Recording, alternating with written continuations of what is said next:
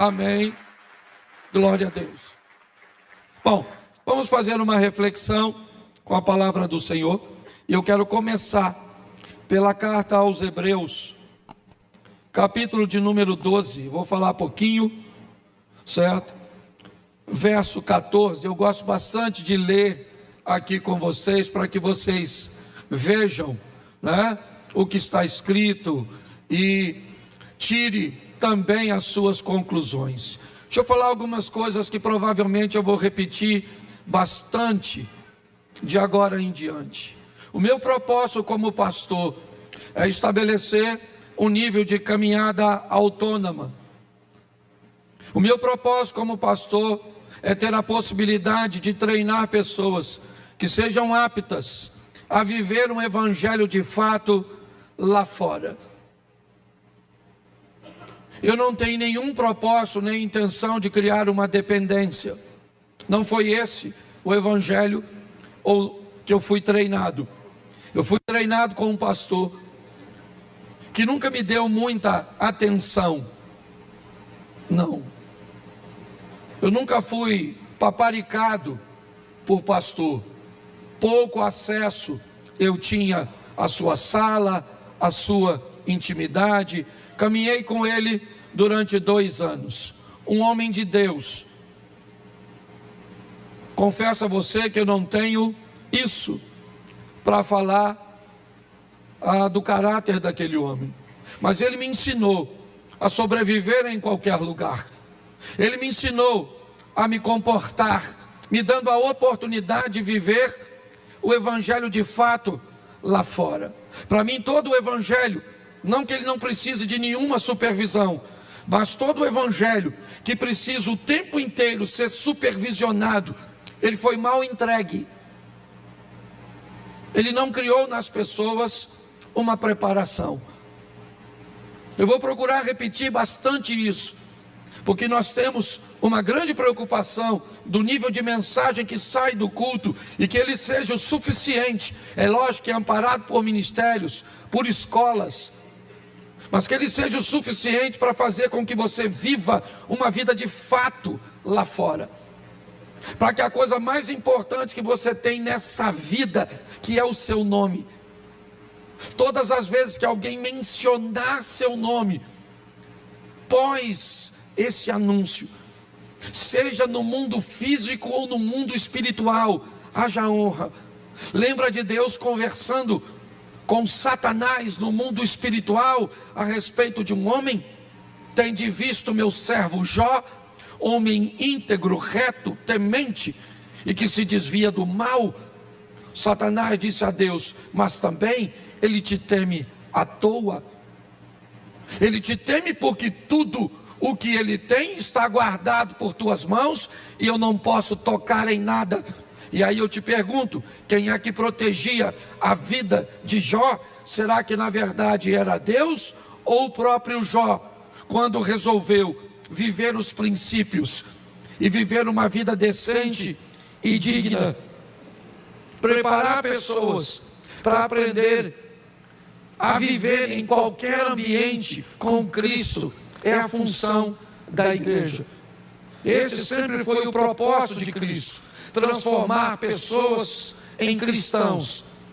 Só pode ser ou receber o título de cristão de verdade, passar a fase do crente para o cristão, aquele que consegue imitar a Cristo e mais, chamar a outras pessoas para imitá-lo. Como disse o apóstolo Paulo: sede meus imitadores, como eu sou de Cristo. É isso que nós precisamos fazer. Eu preciso ser claro com você. Se você entende que o modelo cujo qual você precisa estar inserido é um modelo que oferece a você quase uma atenção de 24 horas, que o tempo inteiro você precisa de um conselho, que o tempo inteiro você precisa de uma direção, o tempo inteiro você precisa de um norte, o tempo inteiro você precisa de oração. Se essa é a vida que você quer viver com Deus, você não faz parte desse ministério, você está no lugar errado. Você pode estar coberto de oração como nós oramos aqui, mas você precisa se defender com suas próprias orações e ajudar outras pessoas também com elas.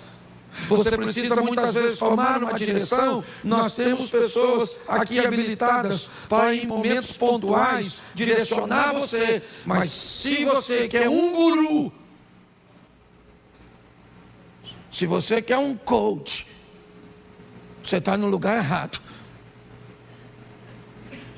Nós não estamos interessados em pessoas que querem viver esse estilo de vida.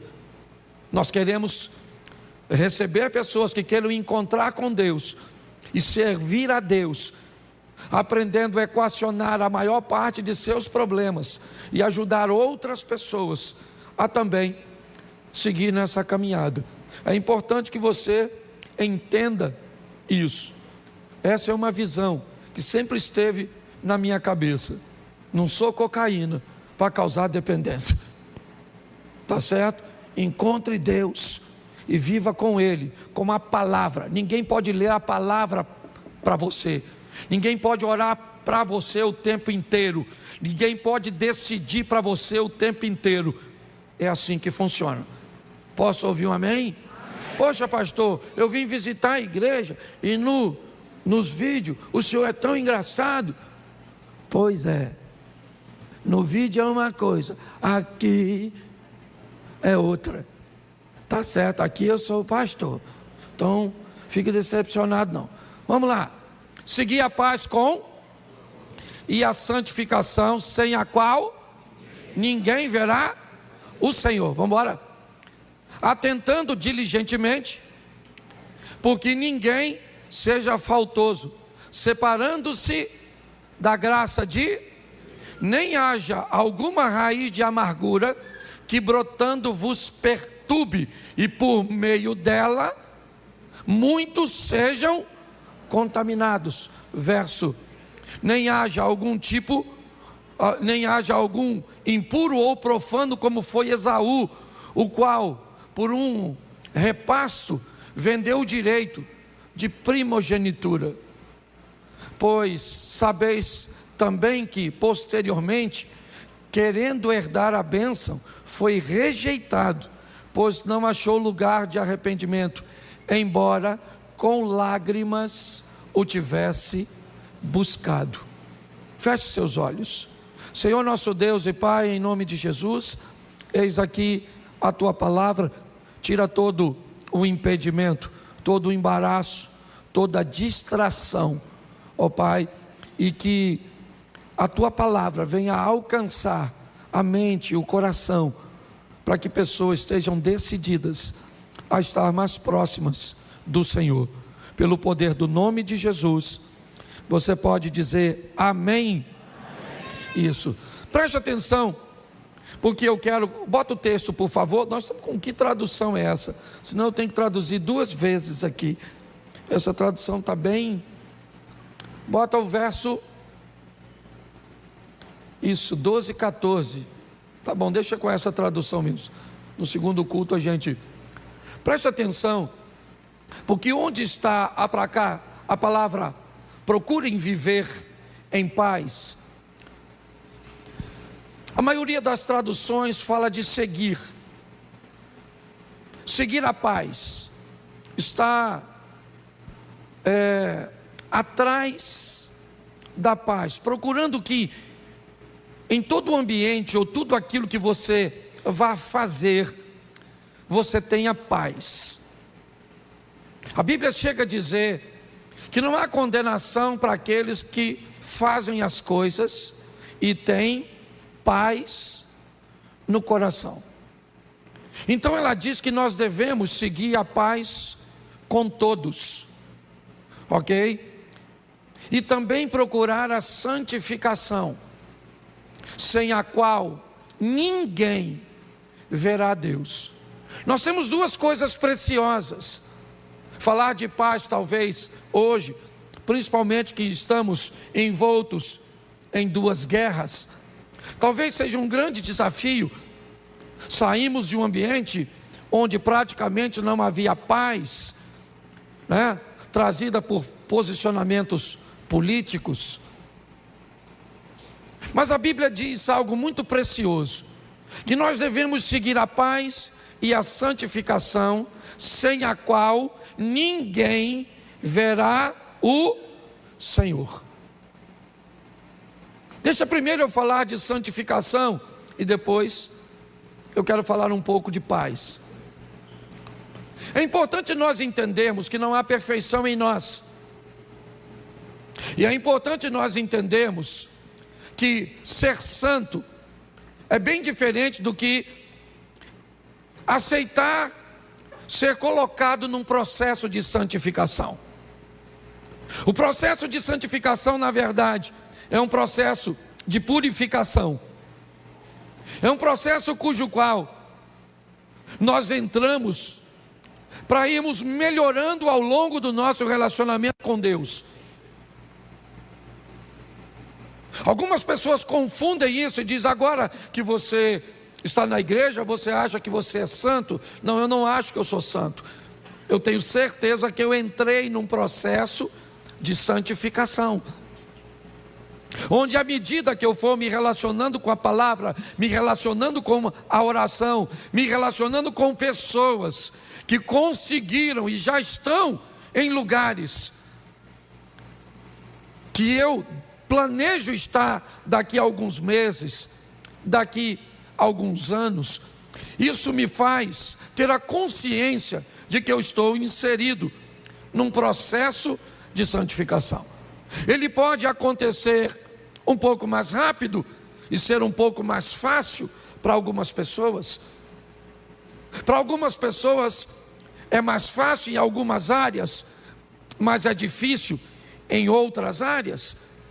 Algumas pessoas se convertem instantaneamente, entram nesse processo de santificação, e algumas coisas que são mais notórias, visíveis e relevantes podem desaparecer quase instantaneamente. Pessoas param de fumar instantaneamente, param de beber instantaneamente, param de falar palavrão instantaneamente, param com negócios ilícitos instantaneamente, conseguem uma vida, de castidade instantaneamente, mas nem todos conseguem tudo isso de forma simultânea. Algumas pessoas conseguem se converter numa área e não se converter na outra, pelo menos com a mesma intensidade. Mas isso é um processo de santificação que a Bíblia diz, sem o qual ninguém verá a Deus.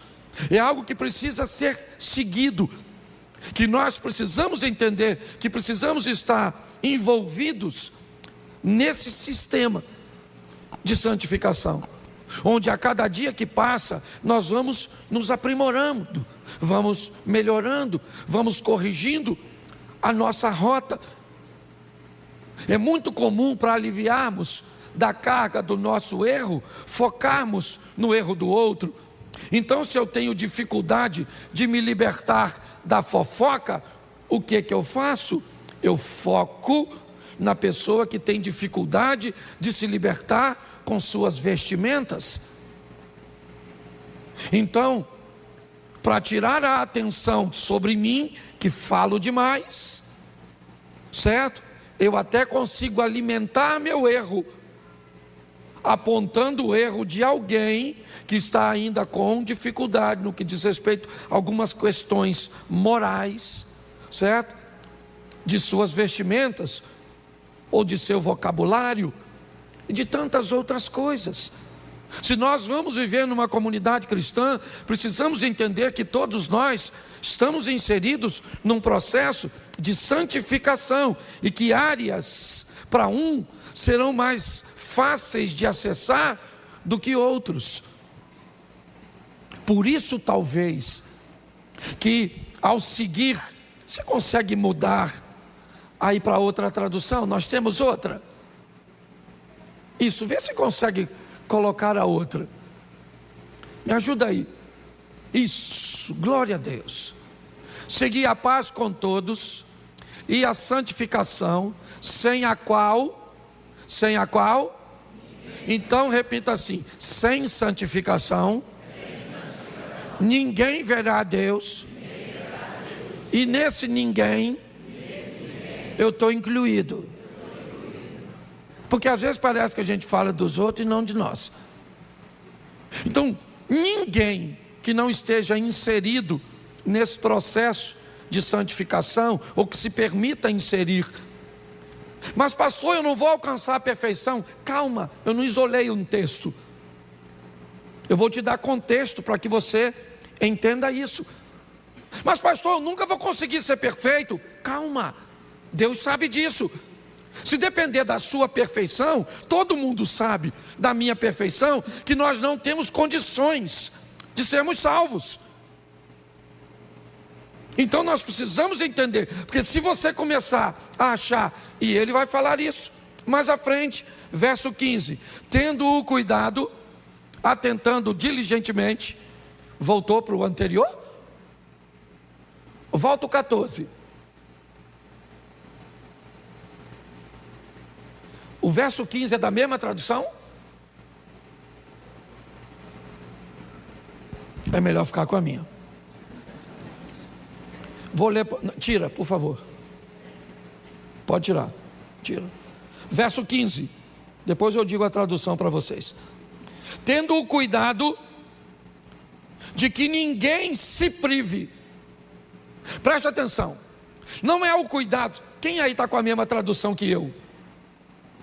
Quem está sem Bíblia, levanta a mão. Beleza, baixa a mão, pega a carona do lado.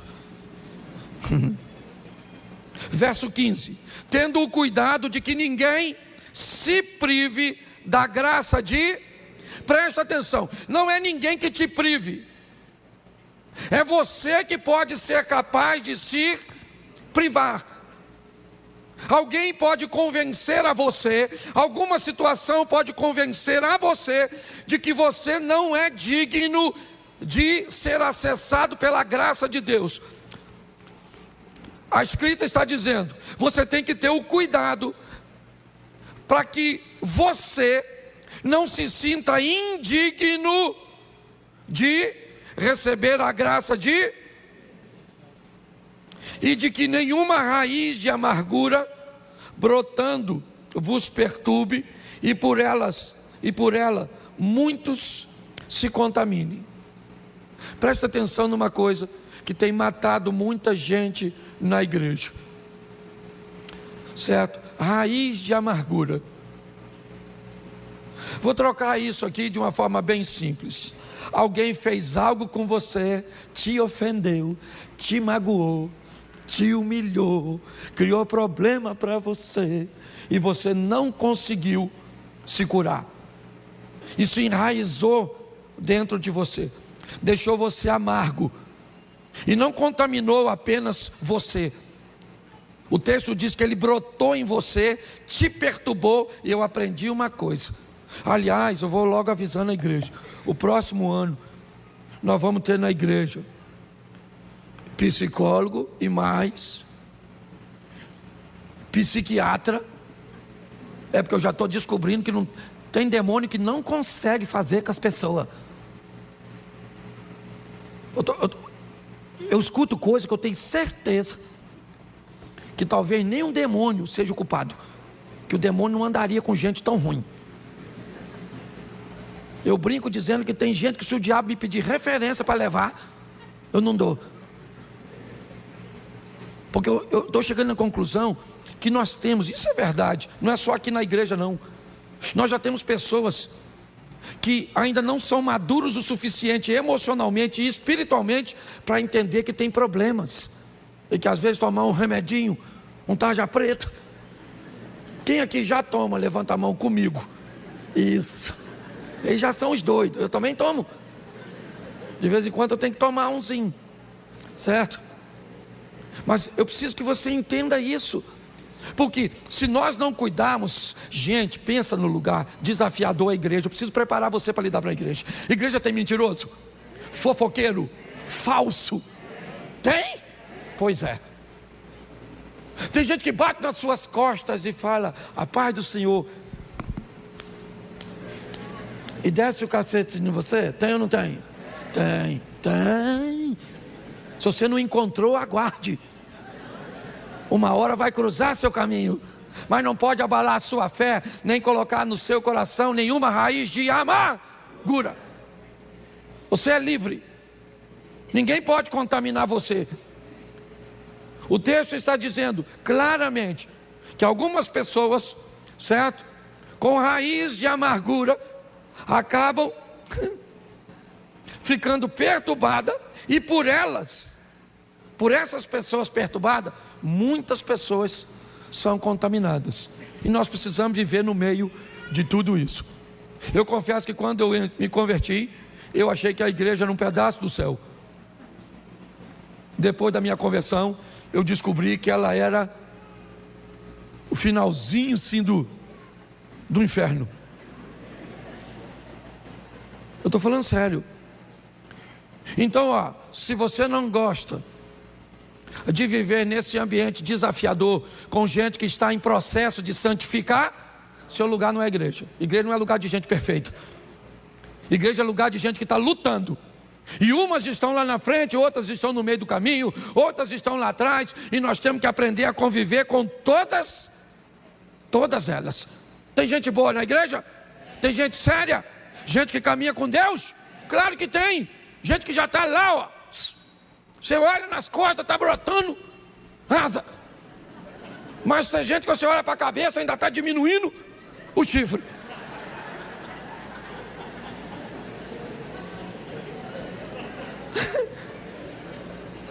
Você consegue entender isso? Porque isso é a igreja. E é isso que é legal, certo? É entender que aqui tem todo tipo de gente. Gente que chegou agora, gente que muda rápido numa área, que não muda na outra. Tem gente aqui que já passou por 5, 7 igrejas.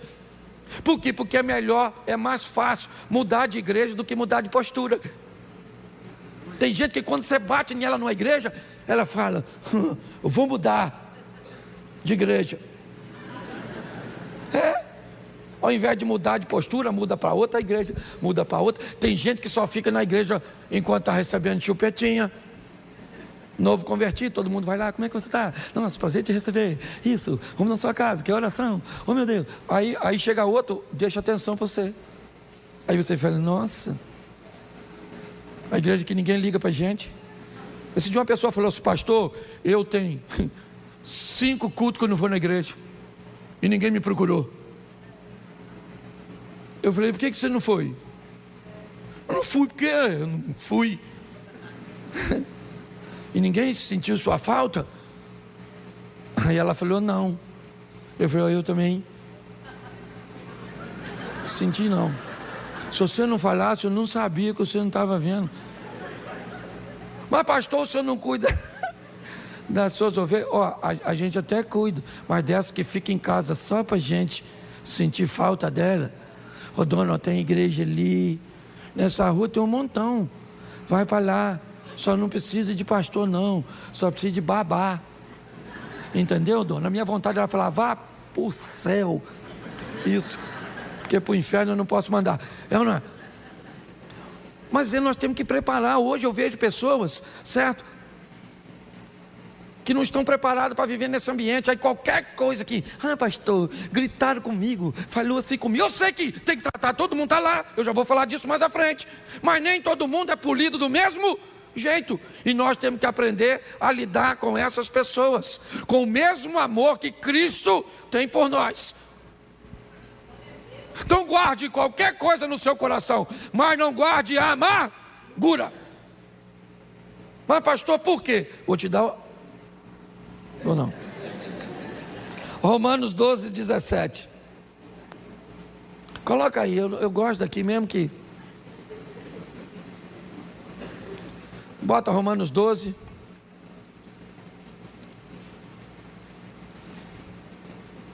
Pode deixar aquela tradução mesmo, não tem problema não.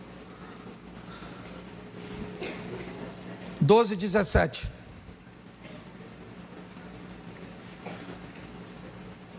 Não pague a ninguém o mal por procure fazer o bem diante de todos. Verso 18. Se possível, no que depender de vocês, vivam em paz com todas as... Preste atenção nesse texto, ele é muito precioso. Ele diz para eu não pagar o mal com o... Quando eu pago o mal com o mal, isso significa que alguém me causou dano, me causou prejuízo primeiro, sim ou não?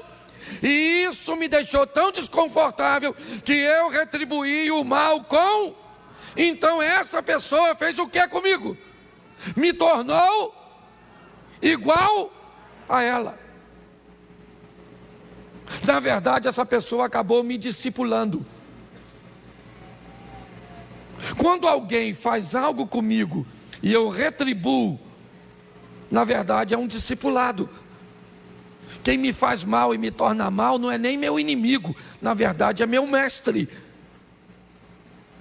Mas o verso 18 nos dá uma direção que só pessoas maduras conseguem ter. Se possível, no que depender de vocês, façam o quê? Vivam em paz com todas... Você pode ler de novo?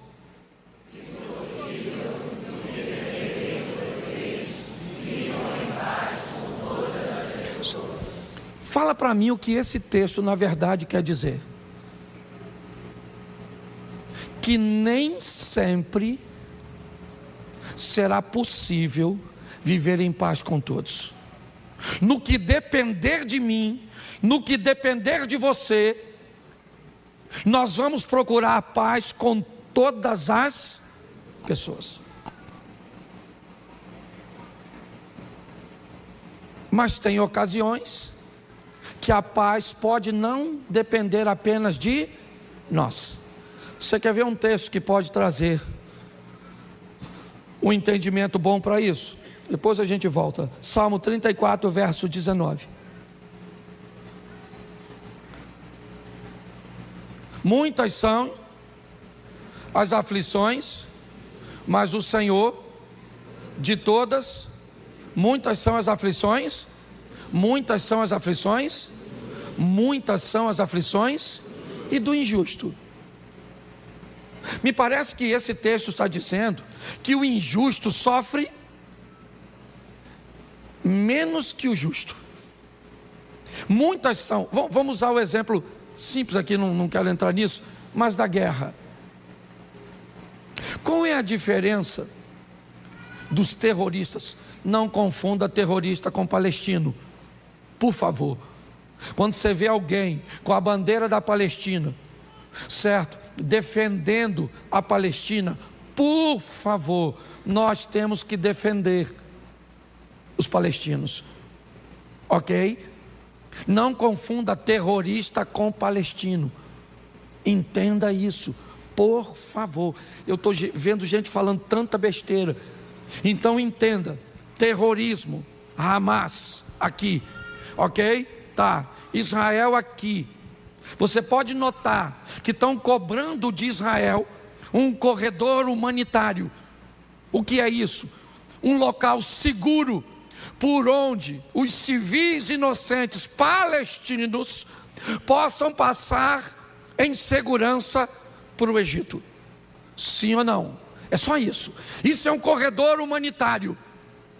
Certo? Nós somos a favor disso. Entenda bem, qual é o problema disso? O problema é que nós temos um Estado de Direito chamado Israel, que tem leis, que obedecem normas, que tem que trabalhar com justiça. Do outro lado nós temos um grupo extremista, radical terrorista, que não é reconhecido como um Estado de Direito, que assim que tomou posse, acredito que 2007, matou todos os políticos contrários, exterminou todos os outros partidos contrários. E aí você olha e diz: mas pastor, eu não entendo, porque estão cobrando tanto de Israel e estão cobrando tão pouco do Hamas. Porque muitas são as aflições o justo tem que agir com humanidade, ele tem que agir com justiça, ele tem que estar dentro de princípios, e o outro não tem princípios. É só isso. Basta você tentar viver de forma justa e vai ser mais difícil para você. Porque para você ser justo, se tem seu superior perto de você ou não, você trabalha do mesmo jeito. E alguém vai deixar coisa nas suas costas, às vezes. Mas você é justo e para você fica mais pesado. Por isso que a Bíblia diz: mas o Senhor nos livra de todas essas aflições. Vinde a mim, todos vós que estáis cansados e sobrecarregados.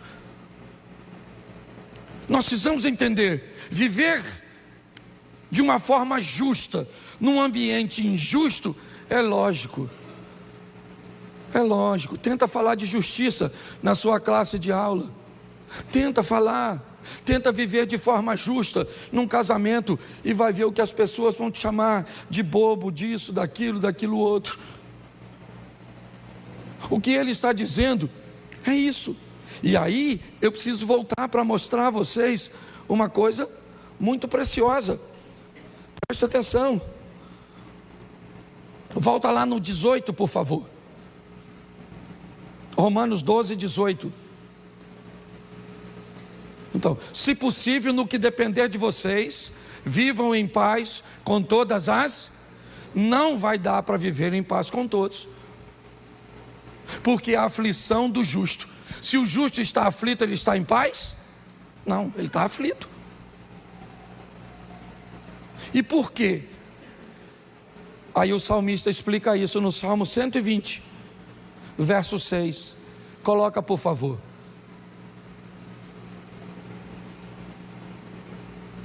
Salmo 126. Já há tempo demais habito com aqueles que segui a paz com, mas tem gente que odeia verso 7. Quando porém eu falo, eles teimam pela guerra. O cara que escreveu isso é judeu, me parece que está entre árabes e bárbaros nessa ocasião, está envolto num ambiente altamente hostil, onde ele planeja ter paz, mas não consegue. Há uma justiça que ele quer praticar, mas isso incomoda. Nós temos que estar preparados para esse embate, porque senão já nós estamos pagando o mal com o mal. Já nós estamos com a raiz de amargura, certo? Criando no nosso cotidiano, no nosso ambiente, um ambiente totalmente degradado, ruim de viver. Então eu preciso entender, eu quero viver de forma justa, quero. O que eu tenho? Um pouco mais de aflições, mas o que eu tenho? Um esconderijo do Altíssimo. A sombra do Onipotente é onde eu vou descansar. Eu tenho um ambiente que eu posso trocar de fardo. Vinde a mim todos vós que estáis cansados e sobrecarregados, me dê seu fardo e que eu te devolvo outro. É a garantia. Nós precisamos treinar pessoas para isso. O salmista diz: eu estou querendo a paz, mas quando eu falo, olha a minha tradução, a minha alma há bastante tempo habitou com os que detestam a paz. Eu sou pacífico, mas quando eu falo, eles já procuram a guerra. Então, para isso, vão para o trono, vão para o relacionamento com Deus. É lá que nós vamos achar respostas. Filipenses 4, 7. Filipenses, vamos ver como é que está escrito nessa tradução. Filipenses 4, 7. Põe para mim, por favor. Isso. E a paz de quem? Que excede todo, guardará o vosso e a vossa em Cristo. Então só tem uma maneira, meu irmão: se aproximar de Deus e receber de Deus uma paz que excede todo o entendimento.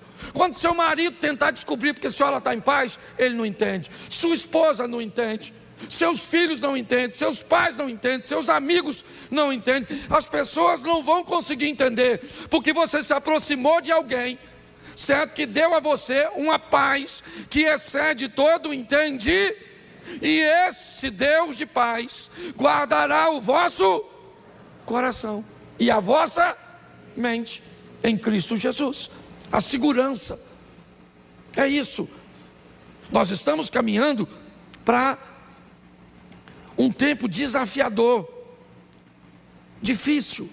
Pastor, tá bom, tá jóia, eu estou conseguindo entender, mas como é que eu consigo receber isso? Entendendo que há um modelo que nós não gostamos muito. Ele é descrito em Mateus 16, 24. Vou estar no meio de gente que não quer paz. Vou precisar acessar a paz que excede todo o entendimento, certo?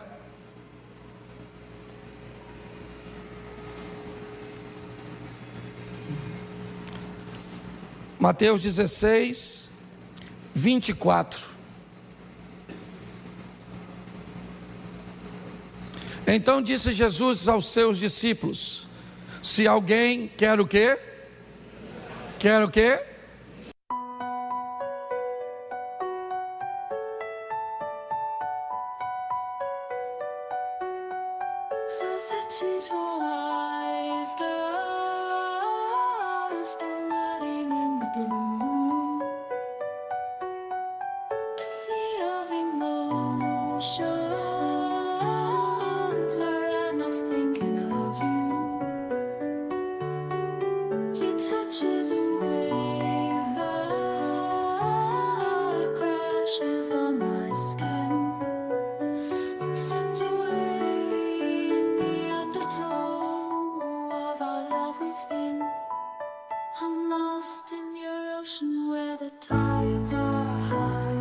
Drowning in the moment.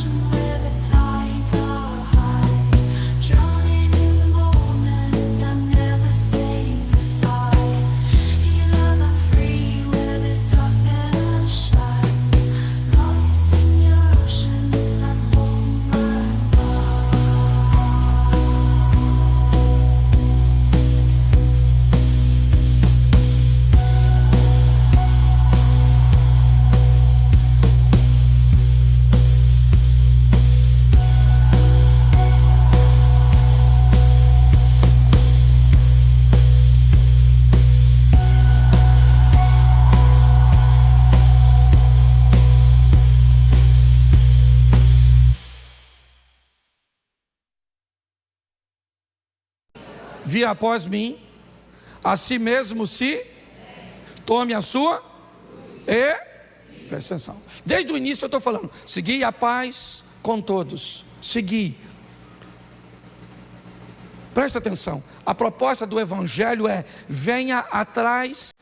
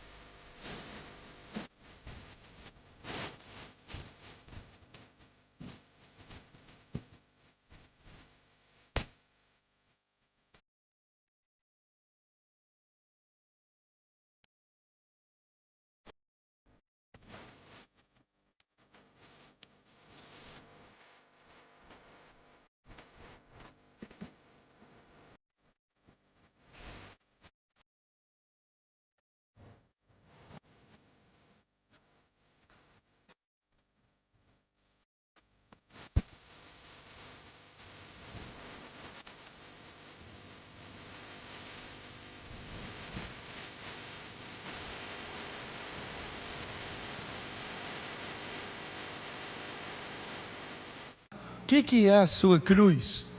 Seu marido é sua cruz? Não, seu marido é sua escolha. Sua sogra é sua cruz? Não, sua escolha. Sua dívida é sua cruz? Sua escolha. Seus filhos são cruz? Escolha, você não... E fez? O que a gente chama de cruz normalmente é resultado ruim das nossas, então nós bota na cruz, sabe, que é minha cruz, sabe, essa família que eu tenho, é uma cruz. Qual que é cruz? Qual?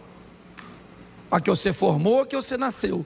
A que você nasceu até dá para entrar na cruz, porque você não pediu para nascer, mas a que você escolheu, cruz nada, é escolha mesmo.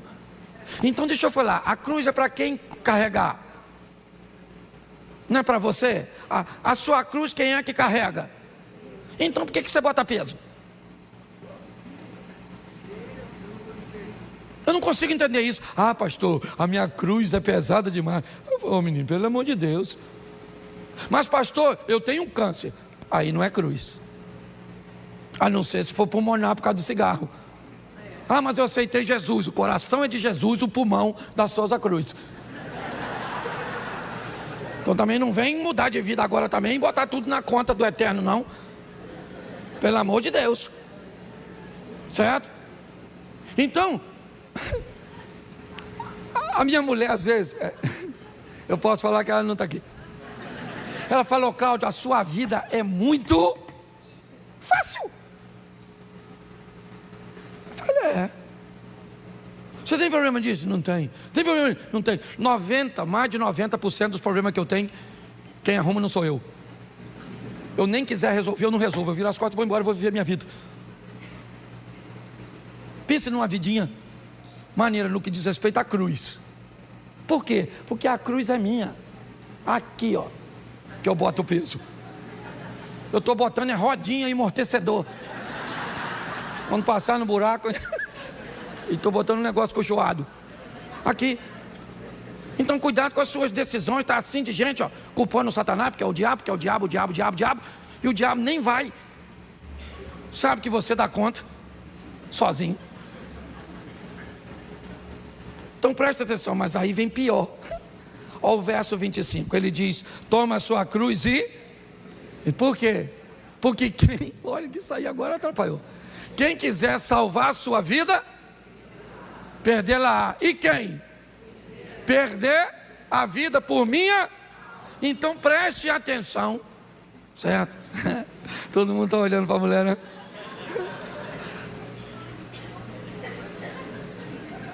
Isso. O nome disso é livramento. Isso é a paixão da minha vida. Então preste atenção aqui rapidinho, que eu não posso demorar não. Você consegue entender nessa dimensão de vida com Deus?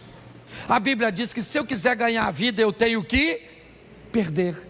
Eu tenho que entregar minha vida para Cristo, para o Evangelho, para melhorar a vida de outras pessoas. Mas se eu tentar ganhar a vida, eu perco. Esse modelo de perder para ganhar é muito desafiador, porque nós estamos num mundo onde nós queremos ganhar o tempo todo. Então eu não quero perder nada, não quero perder. Numa discussão eu não quero perder nada. Entendeu? Não quero perder. Às vezes você está acostumado a sentar no lugar na igreja. Alguém chegou mais cedo, sentou na sua cadeira, tem uma do lado.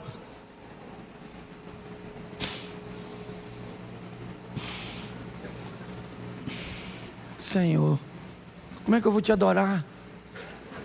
Sentar no meu lugar. Às vezes coisas tão simples. Então é preciso que nós venhamos entender. Existe um preço. Lucas 14, 27. Está bem aí, ó. É praticamente a repetição do anterior. Lucas 14, verso 27. Mais 2 versículos e eu oro. E qualquer que não tomar a sua e vier após mim, não pode ser o quê?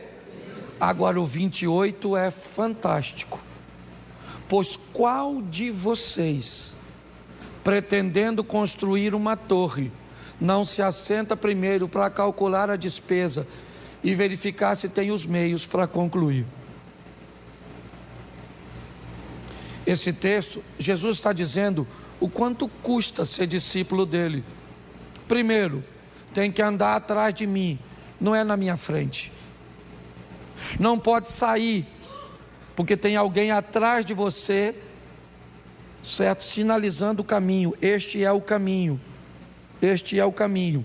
Andai nele. À frente vai Cristo, atrás vai a voz do Espírito Santo dando a direção, que é para não ter desvio. Mas ele faz uma pergunta aqui: qual de vocês, antes de comprar um carro, não faz as contas para ver se dá para pagar a prestação? Qual de vocês, antes de entrar num curso, não faz as contas para ver se tem como pagar o curso até ele findar? Aqui ele está usando uma torre como exemplo, porque é um exemplo comum para eles daquela época. Mas hoje eu diria para você, comprar um smartphone, fazer alguma coisa e conseguir saber primeiro, antes de comprar, quanto, para ver se tem como pagar. Você quer ser cristão? Então descubra quanto custa no que diz respeito a sexo, a dinheiro, a vestimenta, a companhia, a rede social. Descubra quanto custa antes de entrar na igreja. Vem aqui para saber o preço. Quanto custa aí andar com Jesus? Então nós vamos dizer, tem que andar desse jeito, tem que fazer isso, não pode fazer aquilo, não pode fazer aquilo outro, tem que ser assim, é desse modelo, é assim, assim, assim, assim, assim, assim. E aí você diz o quê? Eu não tenho como pagar. Ou eu até tenho, mas não, porque a moeda não é grana. Se a moeda fosse dinheiro, estava tudo certo, mas não é, é postura. Pastor, mas agora ficou difícil. Então vamos terminar com Lucas 18, 26.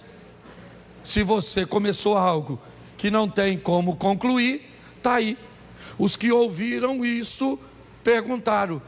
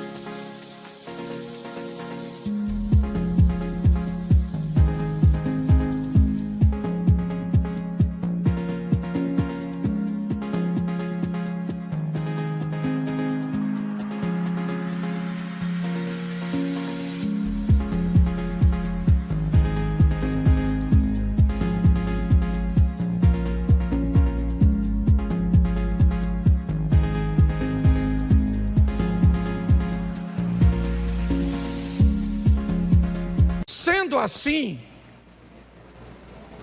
quem pode ser salvo? Verso 27. Mas ele respondeu: os impossíveis dos homens são possíveis para... A proposta é a seguinte, irmão: você é filho de Deus, quer comprar um carro, ou melhor, seu filho quer comprar um carro? Quer. Ele trabalha? Sim. Ganha pouco? Sim. Tem condições de pagar toda a prestação? Não. Então ele vira para você e diz: pai, eu quero comprar um carro, eu ganho R$2.000, a prestação custa 1.300, mas eu só posso pagar 1.000, porque eu preciso dos outros 1.000 para cumprir meu operacional. Eu posso comprar? E aí você diz: compra. Você paga 1.000? Você paga 1.000 e eu pago 300. Isso é graça. Isso é graça. Sabe o que é super graça que o pessoal está falando? Pai, eu compro o carro e o senhor paga tudo. O senhor paga tudo, eu não preciso pagar nada. Eu faço o que eu quero e o senhor paga tudo. Não é assim que funciona. Existe a graça, que você não deve se privar dela. Mas como ela funciona? Ela funciona você entrando num processo de santificação. Lembra no começo? E nesse processo, você vai pagar aquilo que pode e consegue, diminuindo a margem dos seus erros, mudando de postura, inserindo-se num processo de santificação, buscando a paz com todos. E aqueles que querem a guerra, eu mantenho uma distância segura. Não precisa virar meus inimigos, mas se querem guerrear, eu não quero, então eu mantenho longe da minha casa, longe dos meus negócios. Mas não preciso eliminar, eu simplesmente coloco num posicionamento seguro. Hoje há um problema na mente, muitas vezes, dos cristãos: a sensação de que há culpa na hora de posicionar uma pessoa, de colocar essa pessoa numa distância segura, seja ela quem for, filhinho. Pode ser sua mamãe. Se a véia não sabe o lugar dela. Eu falei isso aqui, esse dia atendi um casal que a mulher foi para a lua de mel com a filha. Você pensa que é brincadeira? O cara foi tomar café de manhã com a mulher dele, a véia estava na mesa. Ele falou comigo: pastor, se fosse o senhor, o que é que o senhor fazia? Eu falei: para falar a verdade, quando a véia sentasse, eu ia começar a contar para ela tudo que eu fiz com a filha dela. Eu queria ver se no segundo dia ela não pegava a vassoura dela e voava para a floresta. Porque tem gente, tem gente que sequer é capaz de ter bom senso. Nós temos que entender isso. Então, aqui não é perfeição. Aqui Jesus disse: olha, o que é impossível para o homem, que é se salvar, se torna possível através da graça. Uma graça onde você entra num processo, ok? E ali você vai evoluindo nesse processo. E se ficar alguma coisa sobrando para pagar, a graça cobre. Tem recurso na graça. Então, aqui ninguém é perfeito. Agora, aqui também não é lugar de se esconder para ficar fazendo o que não deve. Vamos sair daqui para ser crente. Vamos sair daqui para que o nome do Senhor seja glorificado através da nossa vida.